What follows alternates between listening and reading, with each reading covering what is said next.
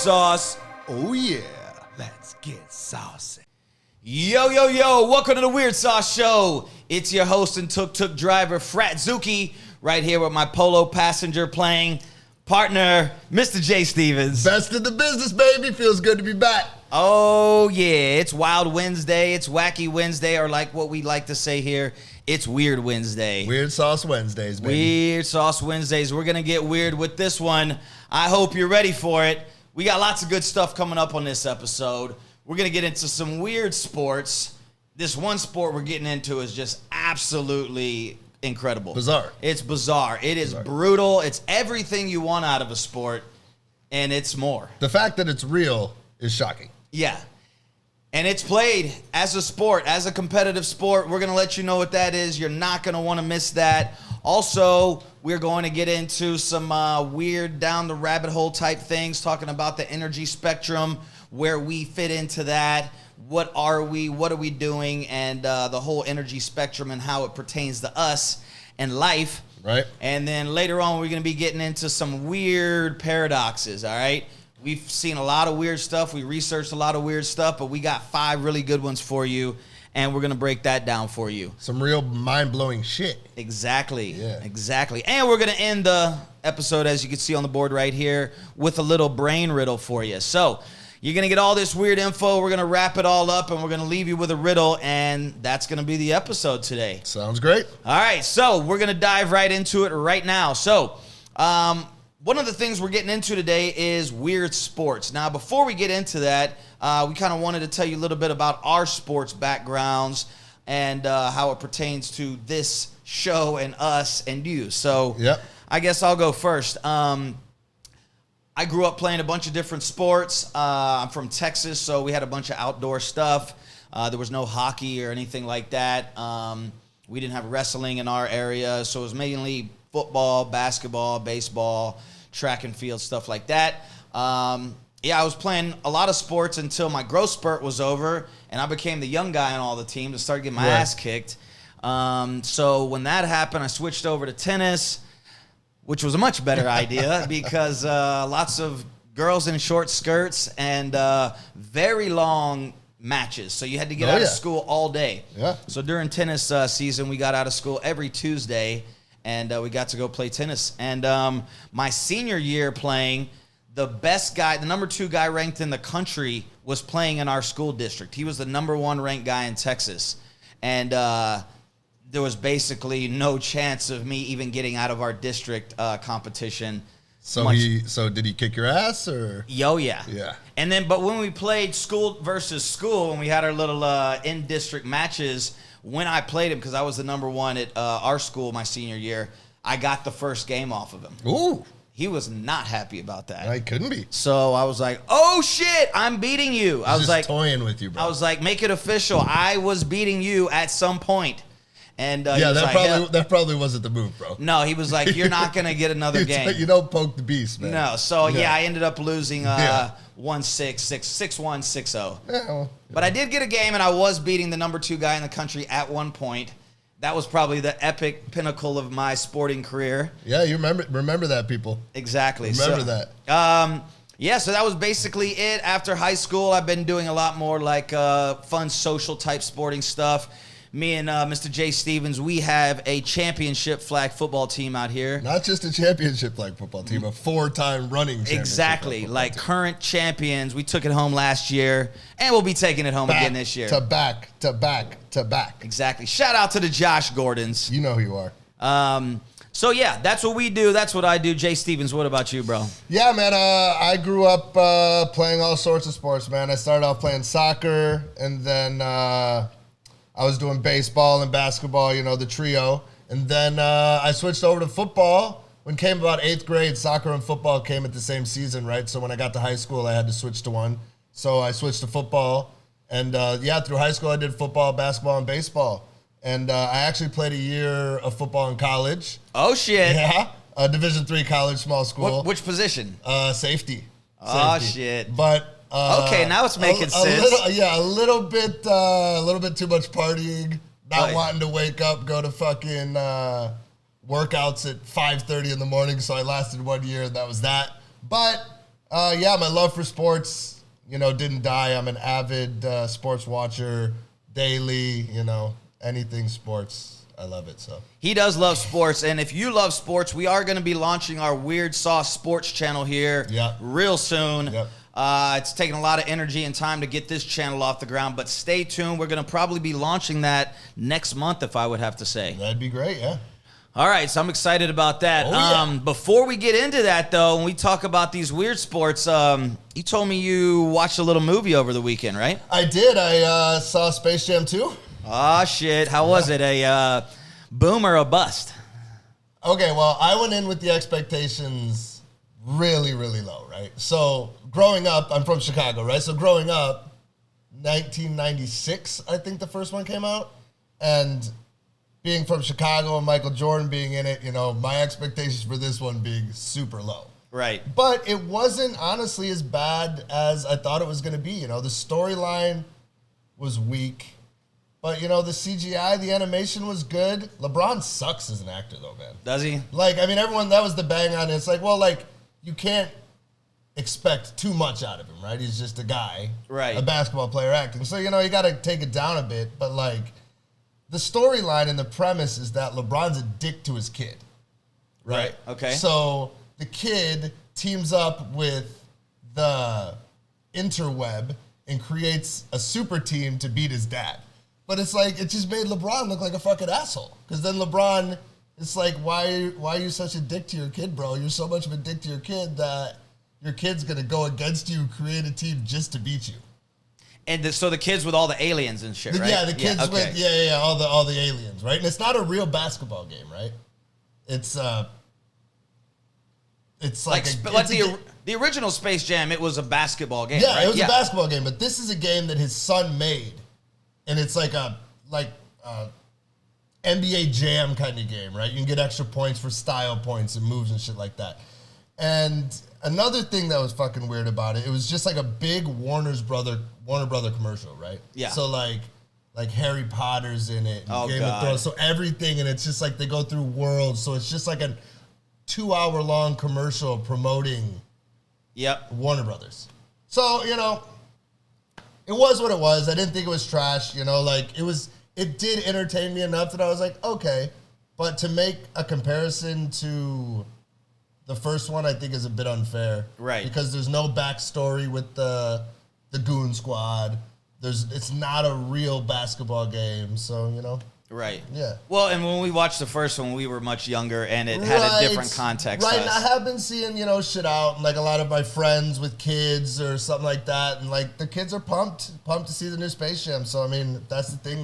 But, to me personally, it'll never match up to the first one, and I don't really like LeBron, so. Yeah, well, when Jordan was doing those, he was on the top of the sports world. He was the man. Yeah. Everyone loved Michael Jordan. Yeah. They just had a survey come out recently. LeBron James is the most hated guy in the NBA. By far. By far. No, I think most hated, one of the most hated athletes, and it was by a huge margin. Right. Yeah. So, So, yeah, and his reputation's been taking a big hit the past couple years, too, with all of his whining and his social justice, platforming. And he's not the big star that Michael Jordan was. So I think the movie also itself probably took a hit in that regard as well, right? Yeah, I would say so. Right. Yeah. All right, well, if you saw Space Jam and you have any comments on it, let us know down there in the comments. We're going to get it a little bit weirder right now, and we are going to kick it up a notch and talk about some of the weirdest, wackiest sports, with one of them being an absolute killer sport, literally. All right, when we got into this topic, and we started looking at all these sports, there's literally hundreds of them, all right? A lot of them are regional, played in different countries. A lot of them you never heard of. And a lot of them are just bizarre. Well, we had to narrow it down to some sort of category. So what we got for you today is the top 3. We narrowed it down to the top 3. Top 3, yep. Top 3 weirdest sports plays with a ball. Yeah. Top 3 ball sports, all right? Yep. Couple honorable mentions, and before we get into that list, some really cool ones that we saw. One that I think is just super weird. It's a very big sport out in Asia and Malaysia and stuff like that. It's called Jai Alai. If you've never seen it, they got the big hooks on their hands and the massive long court, and they throw the ball off these big, massive walls. Something like racquetball, but like much bigger. Yeah, it looks like racquetball with kind of like a hook, right? And you got and like a a big court. Exactly. Yeah. It's just odd though because it requires so much space, and it's a massive thing, and it just it's not a very competitive sport. You can kind of get to the ball most of the time, Right. but it's a massive sport. So it made our list as one of the honorable mentions. Another one that we thought was pretty cool, that's looks like it's really hard to play. You got to have a lot of skill. Is cycle ball. Yeah, absolutely. You're playing soccer with a bicycle. Exactly. That's exactly what it is. All right. So imagine a little small indoor soccer court, and everybody's on these little track bikes, you know, that they're able to just maneuver, slam on the brakes, pop wheelies, and they just kind of dribble the ball with the front of the wheel. You're able to just hit it in with your wheel as you're riding past it. Yeah, it's super popular, and we hadn't heard much about it, and it's got to take some skill, huh? Yeah. Oh, it does. Yeah. And another one that's pretty cool that takes a lot of skill, and it looks like it's becoming a lot more popular, and it's a lot more user-friendly. Yeah, I've seen a bunch of it on, little clips of it, on YouTube or on TV somewhere. It seems like it's gaining popularity. This third one, honorable mention, is called tech ball. Mm-hmm. All right, now, if you're familiar with ping pong, it's basically ping pong with a soccer ball and no ping pong paddles. Yeah, and it's on like a curved table, right? Exactly. Or an arched table. Right, and it's very similar in rules. The ball has to go over the net, land on the other side. When you return the ball, you're able to use your feet, your head, things like that, and you send it back the other way. You usually play with doubles. You can play singles. And it's kind of fun for any level. You don't really have to be a professional. Playing cycle ball or JLI, you really have to be a professional at it. This tech ball, people are buying them for their backyard right, it can be like a backyard setups. Sport, right? Exactly. Yeah, and it's crazy how all these sports are just variations of other sports put together, right? Yeah. This one's basically soccer, ping pong, put it together, create a new thing called tech ball. Exactly. Cycle ball is just soccer and I guess cycling, or just soccer on a bicycle, but it's just putting two other sports together to make a totally different sport. Right. And we didn't include any sort of extreme sports, like all the X Games stuff into that. We'll get into that. That's a whole different walk of life. So we stuck with ball sports, big competition ball sports. All right, so that brings us to our top 3 sports played with a ball, all right? Those were a few honorable mentions, and now we down to the nitty-gritty good stuff. The big 3. That's right. Okay, coming in hot at number 3. Yep. This is a big sport played out in Southeast Asia. Yep. Malaysia, Indonesia, Philippines play this. It is called sepak takraw. Takraw. Yep. Takraw. Okay, with the little intonation on the sound. It's sepak takraw, okay? Yep. Now, what is this? This is another game where you're basically, you're using a soccer ball to go over a net. But it's just a combination of the two, right? A different ball, but a combination of soccer and volleyball. And volleyball. Right. Tech ball that we just told you about was soccer meets ping pong. Sepak takraw is soccer meets volleyball, right. all right? So, before we get into that, here's a little clip of that, all right?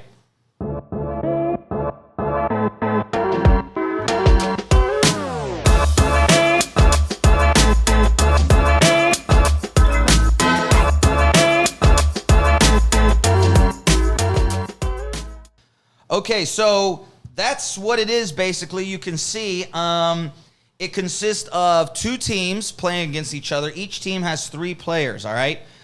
Some of the rules are you're able to use your feet, chin, and head to hit the ball over. Okay. The court size is 13.4 meters by 6.1 meters. All right. And for those of you in America, that's about 44 feet by 20 feet. All right. It's like a badminton's doubles court, more or less. Okay? Yeah, badminton's doubles court. Something like that. Not too big, but not too small. It is... The word actually means Malay. The Malay word for kick is sepak, and then the word for ball in Thai is takraw. Okay, so that's what it means. It is a pretty big league, actually. This is the biggest of all of our sports on the list. Yeah, it's definitely become more popular recently. All right, and so basically there's some different divisions, but the main World Cup with all of the teams in it consists of 18 clubs and 6 international clubs, all right? So the 18 clubs are out of Malaysia, all right? Currently, right now, the champions are the KL Thunder, all right? KL Thunder are the current champs, and it's a relatively new sport. It was only founded in 2014. Yeah. So maybe you haven't heard of it. Maybe you have. You probably haven't seen too much of it unless you're living in one of those countries. But it's only been around for about 7 years. You have the 2 divisions. You got a Premier Division and a Division 1. All right, so 2 different levels of competition. And, they have a big World Cup every year. They invite the different international teams to come in. You got all the teams from the league that can come in the Premier League. And they duke it out and kick it out to see who's the champ. Oh, yeah, and I think the international tournament each year, they have more teams. So I think they're coming up with, it's gaining more and more traction. But I know it's, extremely popular down in Southeast Asia. Exactly. The international teams, they have a team from Nangang, the Nangang City Voyagers. They have a team called the Islanders that I think are from Hong Kong. A Korean team called the Haiichi. A Chinese team, the Chinese Great Wall. The Indonesian team, the Indonesian Garuda. And the Singaporean team, the Singaporean Lions. Nice. All right, so sounds like it's one of those things. In the next probably 10 years, we're going to have teams from every country. Oh, yeah. And there's a thing called the Southeast Asian Games out here in Asia that is all of those countries. Malaysia, Indonesia, Philippines. You're talking about 500 million people right there. They have a lot of these games like that they play locally, that they have these competitions and big World Cups. So this is the biggest one of them down here, and it is number 3 on our list right here. Yeah, it's a cool sport. All right, moving on. This one we kind of had to just group into a category. Yeah, I mean, we were looking and we were like, oh man, this one's cool. They're like, oh, this one's fucking cool too. And they were like, okay, there's fucking 3 or 4 really cool variations of this sport. We'll just put them all together. All right, so I'm going to go through these, and then Jay Stevens, you tell me what is your favorite one out of the ones we had, okay? So the main subgenre is polo. Polo variations, all right? Which I really didn't think was very cool. Right. Exactly. And I mean, I was like, polo, dude. Come on now. Yeah, polo's kind of one of those very obscure sports. It's like a hoity-toity sport, bro. It's a very poshy sport. It's a hoity-toity sport. Yeah, you got to have hella money. Not my thing. You got to have horses. You got to have horses. You got to have a big-ass polo field. Yeah. And you got to have a bunch of rich friends that have horses and all of that shit, too. I think full circle kind of thing. But if you are like us, a little bit more common folk, and you're looking for a way to enjoy the sport of polo, we got a few variations for you that I think you might like. These are the polos for you. Exactly. All right, coming in hot in no particular order except for our number 1. I got 3 warm-ups, and then we got our number 1 pick. A cool one that's a little bit more slow-paced is canoe polo. Canoe polo. Yeah, I actually think that sounds pretty cool. It's relaxing. It's just rowing yourself down there. Yeah, exactly. Yeah. It's a little bit easier on the body, So basically, they set up a big field on a lake or a body of water, and you're out there canoeing, and there's a ball, and you hit it down the thing, and you score just like normal polo, except your horse is your canoe. Yeah. And that's what's going on. I mean, I'm down for any sport where you could sit and play. Yeah. That's cool with me. What about stand up and play? Stand up and play polo? Yeah, because if you like standing up and playing polo, this next one's for you. Okay. We got Segway polo. Oh, but still don't need to move. You don't need to move, but you got to stand up, all right? I'm in for Segway polo, exactly. too. All right. All right, count me in. And this might be one of the future because this is Segways. Yeah. Segway, what we're talking about is those little electric carts that you stand on that you drive around with, right? Yeah. So now they got a bunch of techies that have formed a Segway polo league, and you can basically get on the Segway and you maneuver around and whack the ball just like polo. Fucking nerds. And your horse is your Segway. Yeah. All right. I don't know how I feel about that. Well, Jay Stevens likes to sit but down. Maybe I'll need to give it a try. It's not the one for him. Watch Jay Stevens bust his shit. All right, well, I got two for you that you can sit down and play. Tell me what you think about these. The last little honorable mention on our list was unicycle polo. Unicycle polo's dope. Oh, yeah. Now, this looked dope. We checked into it. It is pretty cool. It's exactly what you think. Replace the horse with the unicycle. You got unicycle polo. But with unicycle polo, they encourage you to use colorful language and drink beer. Oh, yeah. That is why it is my 1A of the polos. 1A of the polo, 1A of the polos. It was number one until we dug real deep. Exactly. And found our number one. Oh, yeah. Now, this one is one that is specific to Asia, all right? Yeah.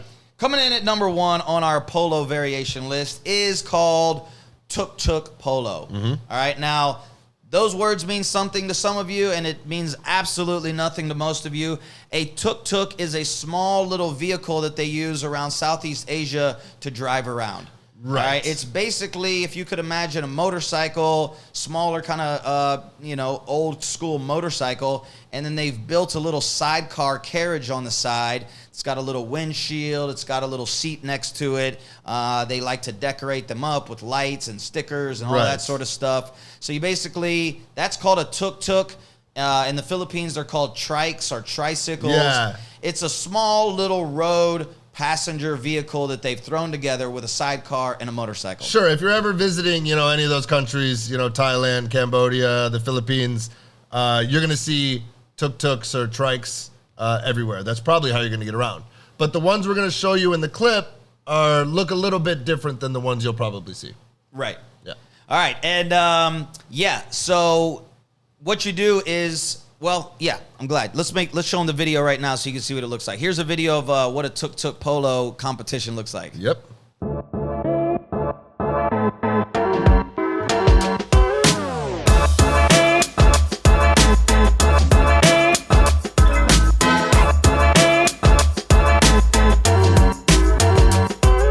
All right, so now that you've seen what it is, Jay Stevens, what do you think about this one? This is your pick? Yeah, this is my pick for sure. Exactly. This is what we were talking about earlier in our introductions. This was Dom driving the little car and me fucking going around smacking the polo ball. Yeah, when I said I was your tuk-tuk driver, this is what we're referring to.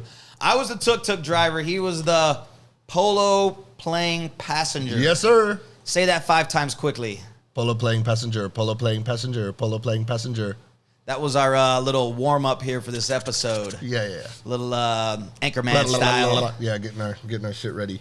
All right, so that was our number 2 on Weirdest Ball Sports. The countdown ending with tuk-tuk polo. And here is our number 1 ball sport of all time. And it might be the number 1 craziest sport in all of the categories, but it's played with a ball, so it just was a natural prize winner. This one is called, are you ready for it? Yeah, it's only a sport played in Italy, so I'm going to get my fingers ready, and I'm going to get my Italian accent ready. Let's see how I do with this one, all right? All right, so this one's called Calcio Storico Fiorentino. Yeah. All right, sometimes called just Calcio Storico or Calcio Fiorentino. No matter how Zuki says it, you got to be a bad motherfucker to play this game. Exactly. It might I might be saying it's soft, but this is no soft sport, all right? No, it is not. All right, so what the hell is it? Well, before we get into it, this is one of those things the video only does it justice. Here's a video of that right here.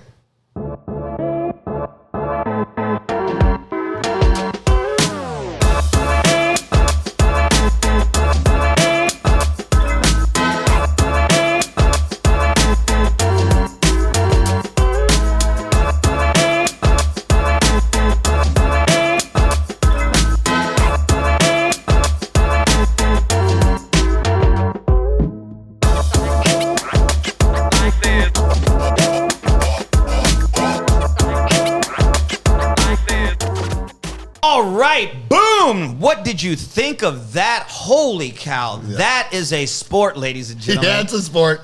It is basically, the objective is you have to advance the ball down the field like rugby or American football. Right.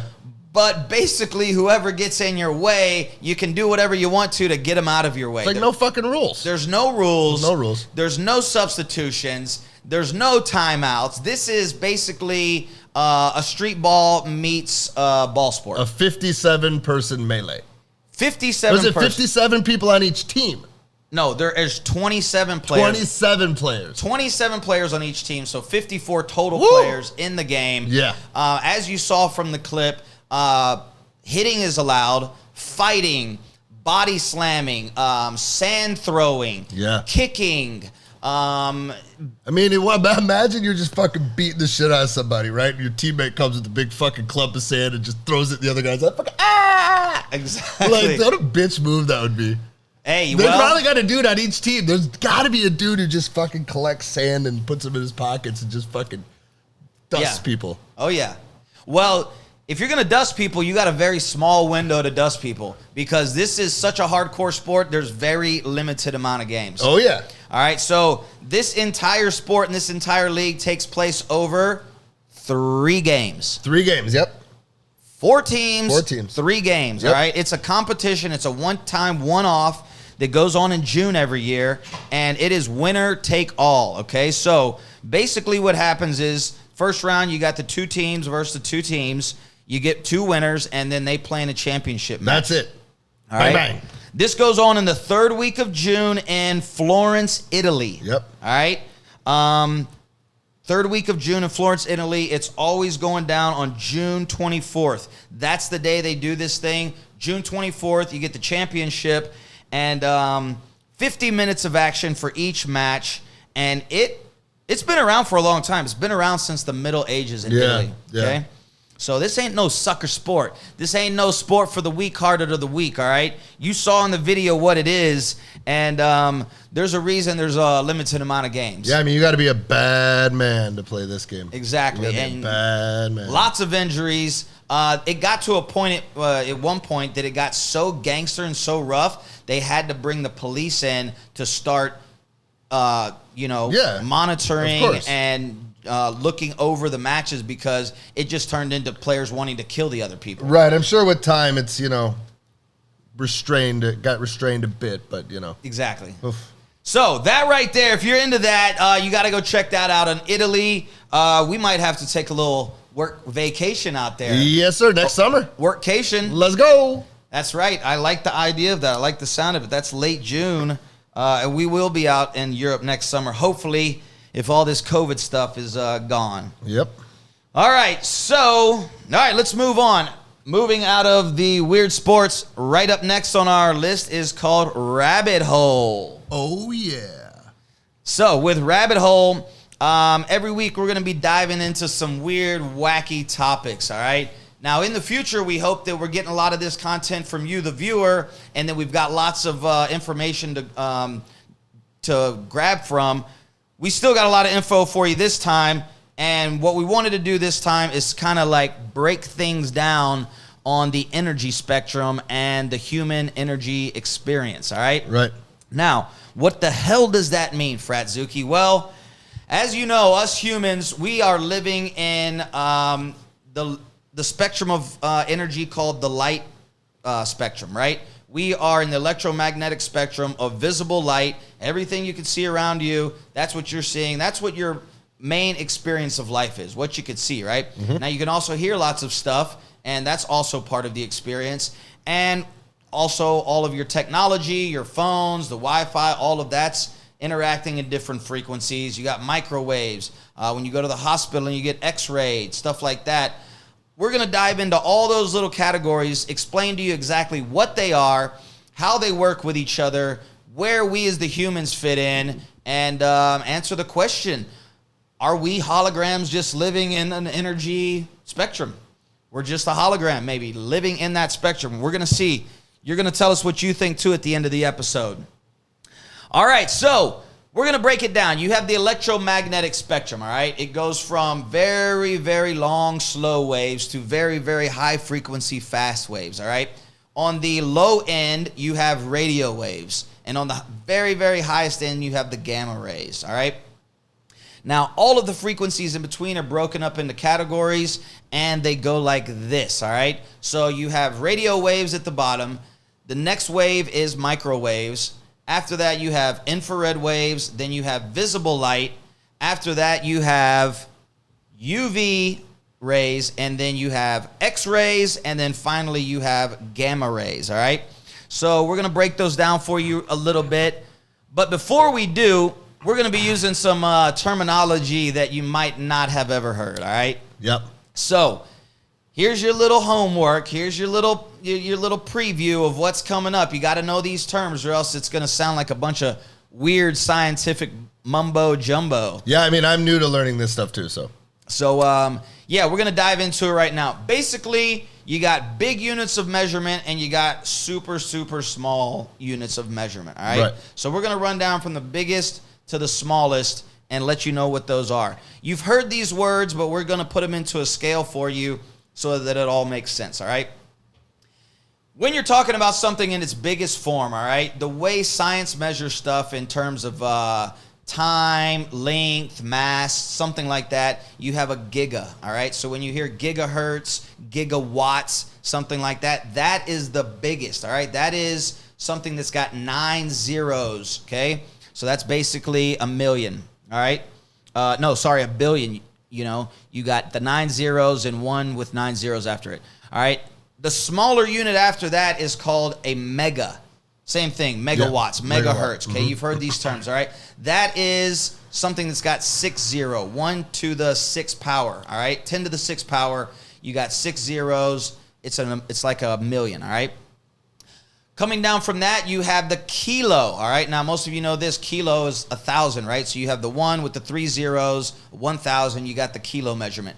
After that, coming down from kilo, you have the deci, all right? Decimal, you've heard of that. Decimal means 10, so that's why decimal is something that is 1 to the negative 1 power, right. All right? So that is a 0.1, all right? A negative. Now we're going into the negatives, into the decimals, all right? After deci, you still know this one. This is the most common one, is centi, all right? Centimeters, all right? That is something that is 10 to the negative 2. Centi means 100. You got the 2 zeros after the decimal right there. That is centi. Coming down from that, you also know this. This is easy. Millimeter. That's to the negative 3, all right? That's the opposite of the kilo, all right? The kilo's a plus 1,000. Milli is a minus 1,000. All right, getting smaller. You heard this one too, I'm sure. Micro, all right? Micro is the next one. We keep coming down in multiples of 3 zeros, just like Western math system, numbering system, all right? Micro is to the negative 6. After micro, you have nano. That's starting to become a very popular term now at nanotech, nanotechnology, things that are in the nano spectrum. This is something with 9 zeros to the negative, all right? It's the opposite of a giga. After nano, it starts getting a little bit more vague, and you probably haven't heard most of these terms, all right? The next one that's the smallest after that is a pica. Yep. All right, so you got picometer, picosecond, things like that. That has 12 zeros, 10 to the negative 12. After pica is femto, F-E-M-T-O, femto, all right? So that is 10 to the negative 15. Now, it kind of stops there on the normal scale. They don't just keep making up words. Things after that, you're talking about you're talking about like a nucleic atomic size at this point, all right? They have 2 more levels of counting when it comes to mass and time, and that is a zepto. Here's your 2 words for the day. Learn them. 2 of your words for the day. We do have words for the day coming for you later. Zepto, so a zeptosecond is 10 to the negative 20. Yep. 20 Super zeros small. behind it. Yeah. Super small. 20 zeros behind it. All right. And what's smaller than a zepto? What's smaller than a zepto, Jay Stevens? Do you know? A yocto? A yocto, that's right. All right. A yocto is 10 to the negative 24. All right. So a yoctometer, a yoctosecond, and the very, very, very smallest unit of everything across the board. There's one unit. It's just a theoretical unit, such as you have infinity, right? Infinity is not a definitive number. It signifies the number that is the biggest number, all right? The opposite of that on the small scale is called the Planck number. Yep. All right? So you're going to see that in measurements of mass, measurements of time, measurements of scale. Okay, so those are some words for you real quick. You got giga, mega, kilo, deci, centi, milli, micro, nano, pico, femto, zepto, yocto. All right, and the smallest measurement of all is the Planck. The Planck. All right, so now that you know that, we are going to break that down and talk about the energy spectrum and where we fit into that, the vibration the human body is putting off, and what are we exactly? Where are we vibrating? What are we? Let's get into it. All right, the lowest of all the waves is called the radio waves, all right? Now, it basically works like this. The bigger the wave, the longer distance you can shoot it, all right? It can go a longer distance. So that's why we use radio waves to shoot long distances, right? Right. These are the big, very long waves. They can travel very long distance without fading out, all right? So radio waves are anywhere from about 30 hertz to 30 gigahertz, all right? So 30 hertz to about 30 gigahertz. Now, within that, you also have microwaves, which take up the end of that spectrum, but radio waves, more or less, 30 hertz to 30 gigahertz. Now, when they're the super low ones, they use that for submarine communication, all right? So the really, really low bassy ones that can travel far in water, they use that for submarine communications. After that, you start getting into television, radio waves, television waves, stuff like that. After the television waves, you start getting into our personal devices, stuff like that. Microwaves, your Wi-Fi, your phone. That's where terms like 3G, 3 gigahertz, 4G, 4 gigahertz. We're on 5G, 5 gigahertz now. Okay, so you get in that range, and then as you keep going up in the radio waves, that's when you get to the more powerful, technological stuff, right? Right. All right, and then when it comes to the radio waves, since it's a huge spectrum of them, it's all regulated by this one agency in the world called the International Telecom Union. You basically have to apply for them if you want to start a new radio station or send out something in some bandwidth, and they have to make sure there's nothing else interfering with that. Right. You know? Yeah. So, all right, and then after you get to the radio waves, you start getting a little bit higher in frequency. You get into the microwaves, all right? Microwaves exist around the 300 microhertz to about 300 megahertz to the 300 gigahertz range, okay? 300 megahertz to the 300 gigahertz range. These are smaller little waves. The actual size of them, the wavelength as they measure, talking about 10 centimeters to about a millimeter, all right? These are microwaves used in microwaves and sort of smaller devices and gadget technology, right? Yeah. Getting into even smaller waves, next is the infrared waves. Those are about 300 gigahertz to about 400 terahertz, all right? That's broken down into three categories. You got the far infrared, you got mid-infrared, and near infrared, and those take up different spectrums along the infrared. Infrared is used for a lot of higher-end technology, like, door stuff, and, a lot of infrared technologies being used in car sensors and stuff like that. Security? Yeah. That infrared, yeah. Yeah. It's just, it's a lot higher-powered wave, right. And it's a lot more sensitive, right? Because the wavelength is a lot shorter. Yeah. So, all right, and then here is where we come into the picture. Us people. Humans and this 3D world, this matrix that we're all looking at.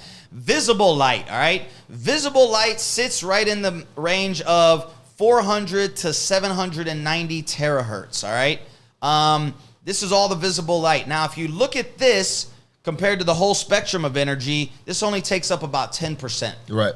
All right? So all of this stuff we're talking about and all of your vision and, idea of the world and this world that we live in, you're only seeing about 10% of it, right?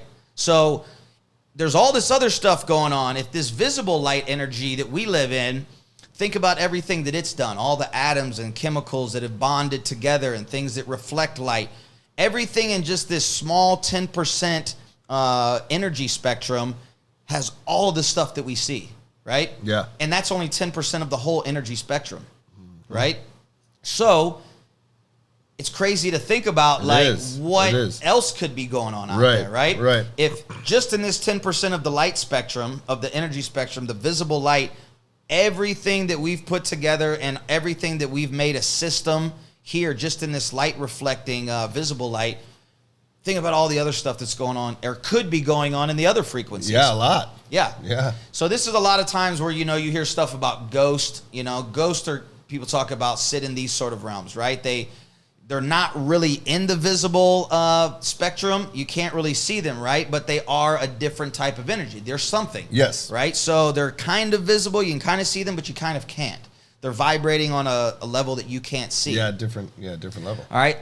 Ghosts, we're going to be getting into that on another episode, too. That's a deep one. Yep.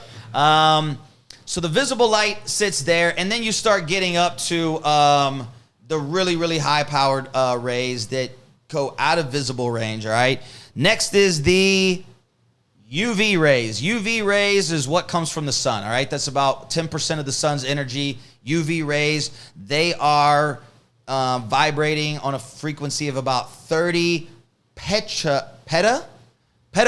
Yeah, 30 petahertz to about 750 terahertz, all right? These are getting real small. These are about 400 to 10 nanometers small, the wavelength. Heading after that is the X-rays, all right? Everybody knows X-rays. If you've had anything, you've been to the dentist. Need to get an X-ray. That's right. Yeah. These things shoot through, and they basically bounce off of small little atoms and small little particles in your body, all right? That's why we're able to see with the X-rays, all right? You're not able to be blocked by the skin or anything else. You can shoot the things off of small particles and molecules, and you have the X-rays. And then finally, wrapping up the spectrum is the gamma rays. Gamma rays. All right? And the gamma rays are the smallest. They use these for the PET scans where they go in and you can scan your brain and scan chemicals and all this sort of stuff. Like the CAT scans? Yeah, I think for CAT scans they're using gamma rays and stuff too. Yeah, exactly. But yeah, this is all, anything we're using with this is on the very high-end medical level. Basically, we're just wrapping up to kind of put in perspective of you that, there is a huge energy spectrum that we're dealing with that's all around us at all times. You are only experiencing a very small part of it. You're experiencing what you see, the 10% of visible light, and then you're also experiencing a range of the radio frequencies that our ears are able to pick up. Yeah. All right, so next time you think you know everything about life, just know that you only know about 10 to 15% of what you can see and hear. So there's a whole nother 80 to 90% out there that you can't see, you can't feel, you don't even know what it is, but it's out there and it's happening. So this little this show, if you're into weird stuff like that, we're going to be taking that big main concept and diving into some deeper concepts with it in future episodes of Down the Rabbit Hole. Yes, sir. All right, we are moving on. We are on to our last section of the day. It's called Paradoxes. Motherfucking paradoxes. Oh, yeah. Yep. Now, when we were researching this thing, we ran into a bunch of weird shit. Sure did. A lot of shit we couldn't even wrap our heads around, all right? So we threw all of that bullshit out, and it's gone, and we got the best of the best. Yes, we do. All right, so we got 5 of them for you that you can wrap your head around. So we've narrowed it down to the 5 paradoxes that you can easily wrap your head around, and we're going to explain them to you and how they work, and we're going to have some fun with them. Right. All right. The easiest one that most of you kind of know about, that's the whole paradox category itself that's described by one term, is Catch-22. Yeah. All right. Jay Stevens, what's a Catch-22, bro? All right, so Catch-22 is actually a book from Joseph Heller. It's about a pilot who's supposed to go to war, but he doesn't want to go to war. Right. So he goes to the doctor, and tells the doctor that he's crazy, right? Yeah. So the doctor's like, no, you must be sane, because if you were crazy, then you wouldn't want to go to the war. Right. Right. Yeah, because you'd have choices of what you'd want to do. Exactly. So if you chose to actively want to go into air combat, that meant you are obviously not crazy. Not crazy. You're sane. Exactly. So by him saying he's crazy made the doctor say he was sane. Right. Right. And then that was one of a few different examples, right? Right. So that's where the term catch-22 comes from. It's kind of the generic, stereotypical paradox. Right. We got some other ones for you, though, that are pretty fun and cool, all right? Oh, yeah, absolutely. So that's the one you probably know about. Here's the next one on our list. It's called the boy-girl paradox, all right? So what this says is if a couple has children and they have two children, what is the probability that their second child is a boy? Yeah. Right? So you would probably think like, well, every time you have a child, it's 50-50 chance. 50-50 chance, right? Yeah.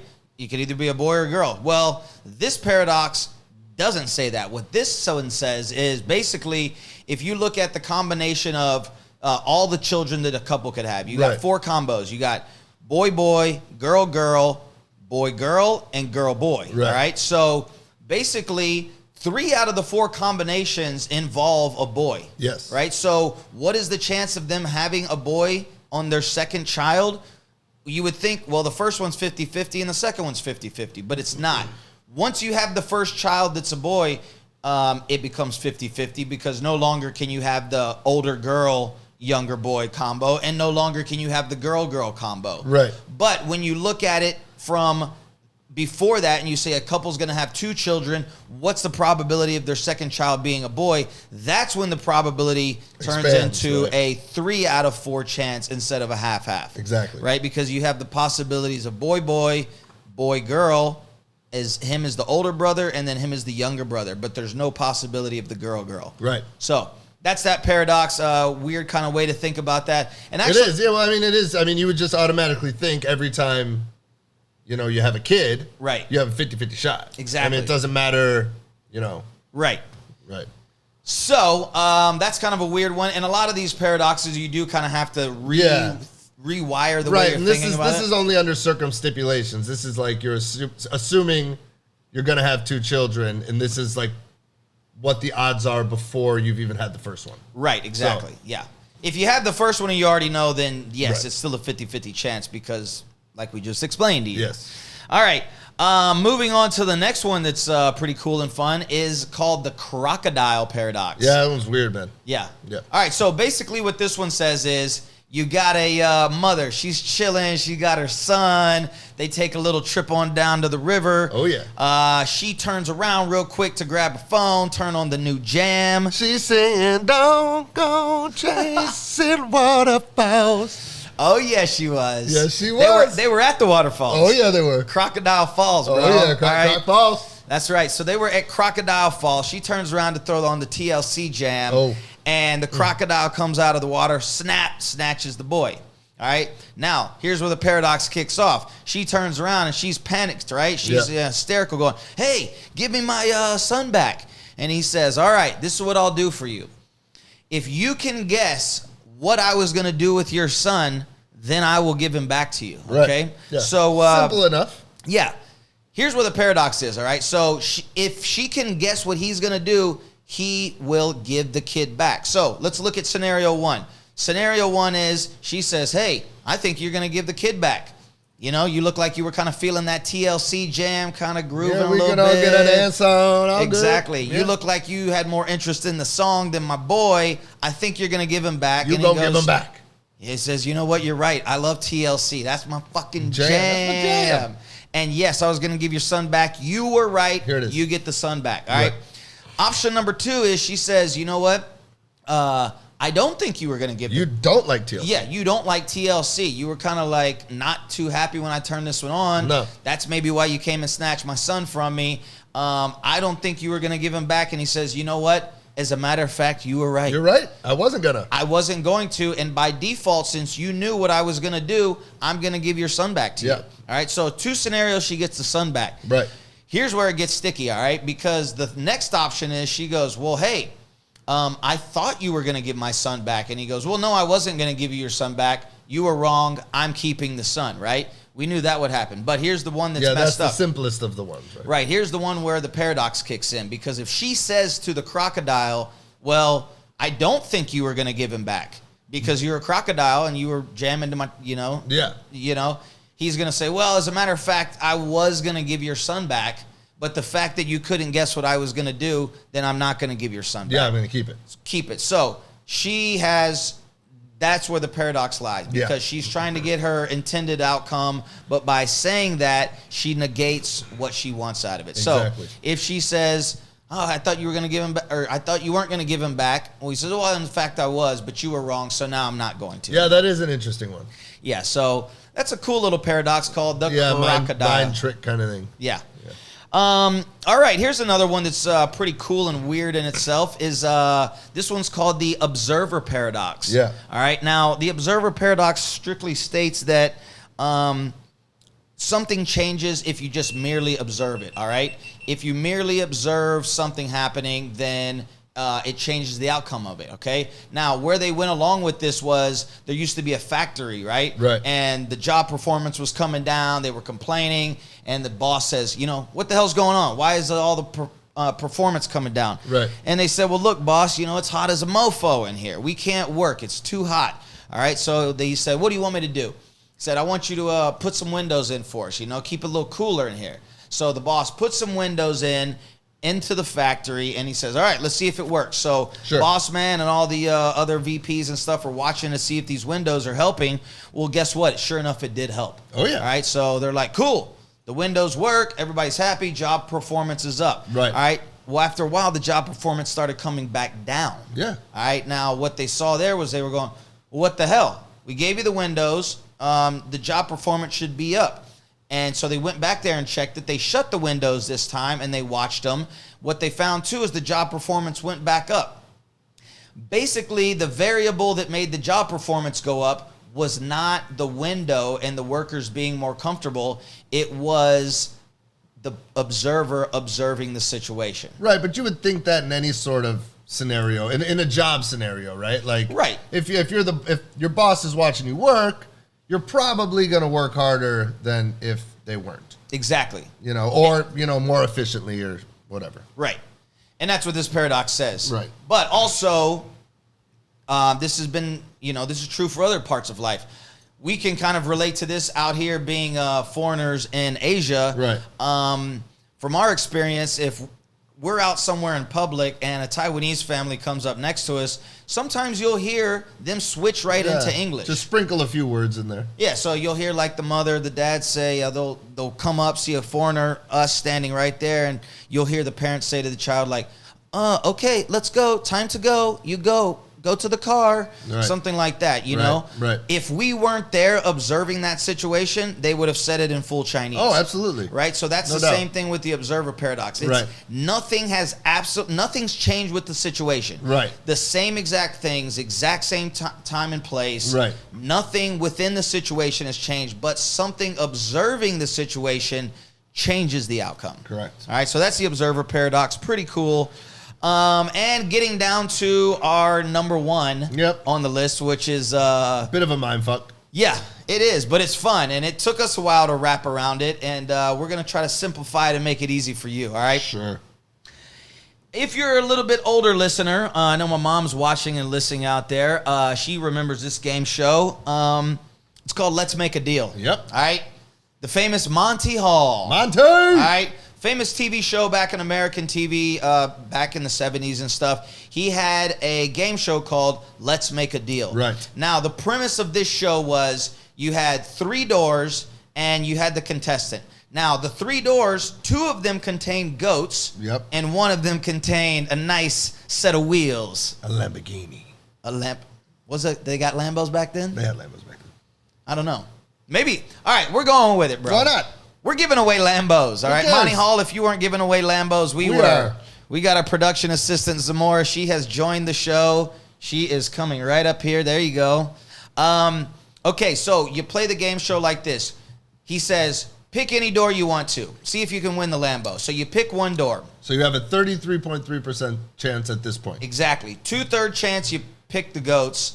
1/3 chance you pick the Lambo. All right. Now, after you pick, he lifts one of the doors and shows you, all right, actually, goat was behind door number 3. You chose door number 1. Now, would you like to change your guess? Yeah. Would you like to change from door 1 to door 2, or would you like to change with door number, or would you like to stay with door number 1? Correct. Now, here's where the paradox lies, because you'd be thinking that you originally had a 1 1/3 chance. If you chose it right, you chose it right. Right. But if you didn't choose it right, you didn't choose it right. Like, what's the difference if you take away one of the wrong answers, right? That's not how it works, okay? The reason it doesn't work like that is because once the host gives you some more information, the odds have changed. Yes. Right? So before, it used to be you had a 1 1/3 chance of guessing what it was, right? Now he's revealed one of the doors to you, and you already know one of the answers is not the answer, okay? One of the doors is not the answer. Now you have it down to a half and half chance. So by switching and choosing the new door, you've now picked a new answer within your 50-50 chance instead of choosing an answer where you were locked into your probability of 1/3 only. Right. All right. So if you ever were a contestant on that show and you picked a door and you stuck with it, you fucked it up. Yeah, and I mean, if you did make it, the odds were against you. Right, and it's still a weird thing. I mean, even it took us But a while. I don't think it's 50-50 when it jumps up. I think the odds go to like 66%. That's why you're supposed to change. Because if it was a 50-50 and you just kept it the same, then it wouldn't matter. No, because you originally had a 33% Yeah, chance. so and no, now and then you've once- increased to 50. But when you take the one away, I think it increases to 66 if you change it. So you have better. So that gives you reason to change it. Because if it was just 50-50, why would you change it? Because you have a better percentage from 33.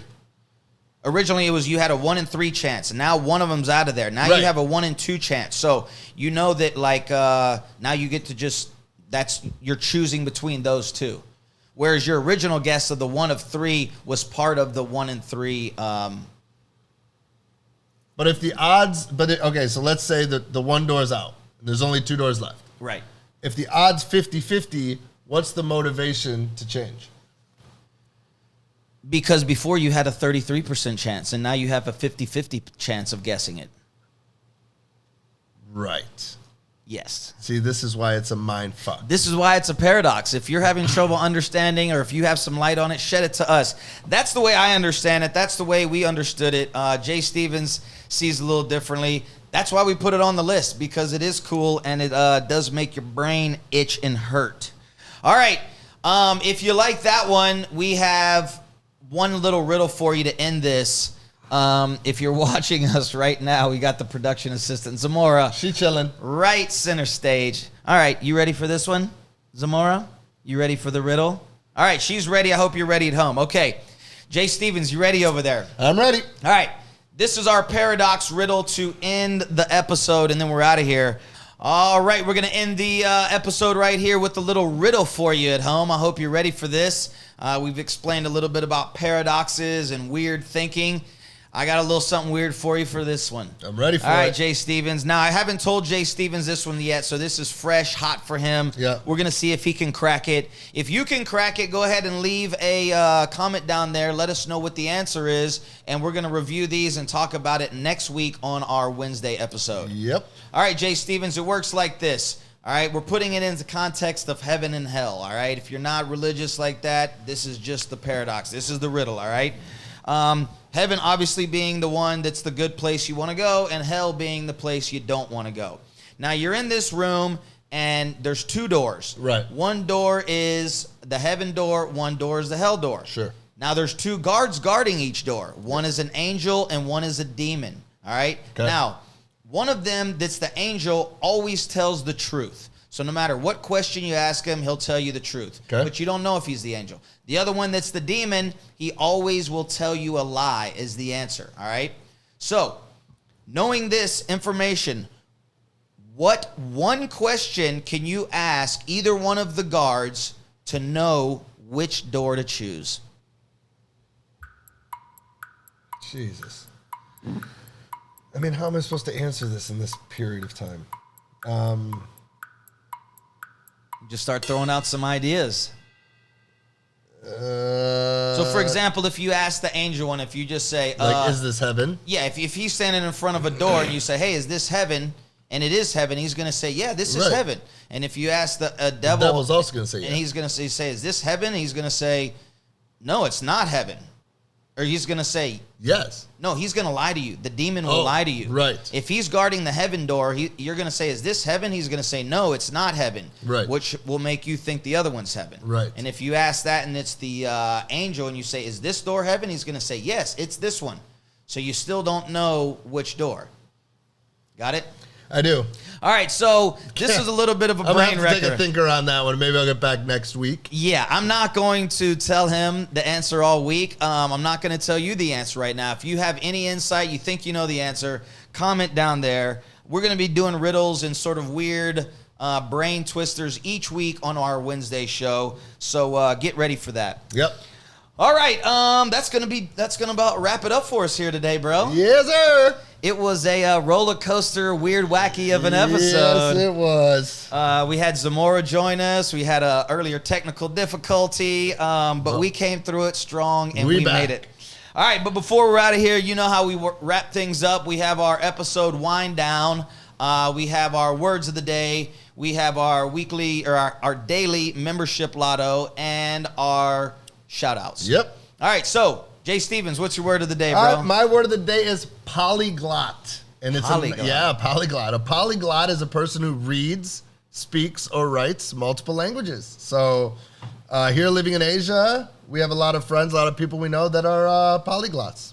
Yes, and I'm one of them. Dom's a polyglot. That's right. You'll be hearing some of my Chinese rap songs throughout this show. If you're lucky enough. If you're lucky enough, we'll put you on that. All right, so yes, polyglot, someone who reads and writes many foreign languages. Yep. All right, and my word of the day is skullduggery. Skullduggery. All right, some of you might remember the rap group called Skullduggery back in the day.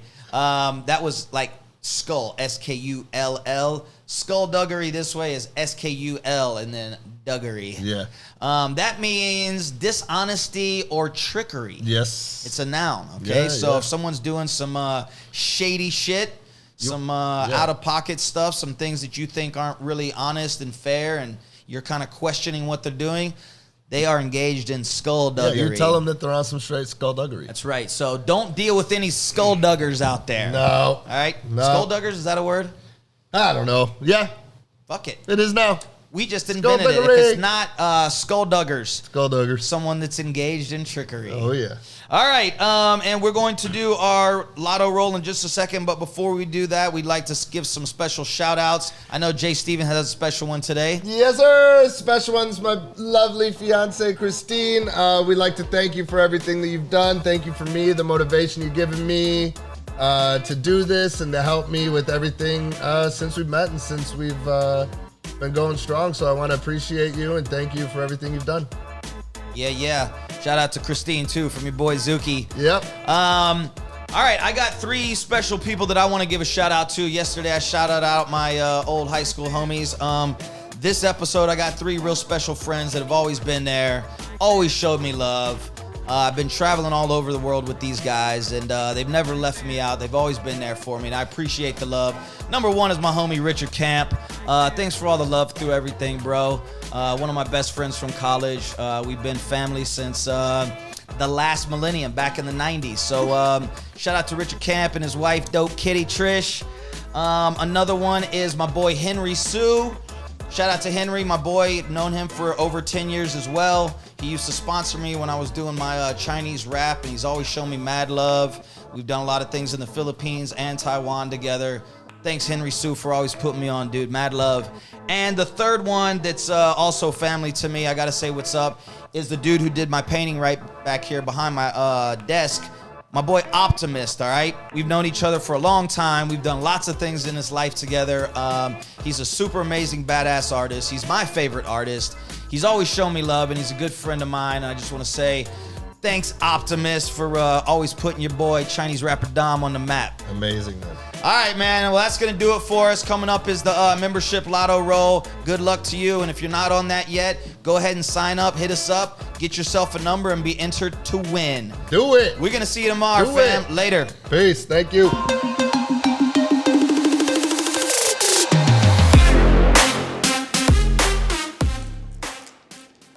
All right, here's the dice roll for episode 3. Good luck, everyone. And the number is 30,615. 30,615. You are a winner.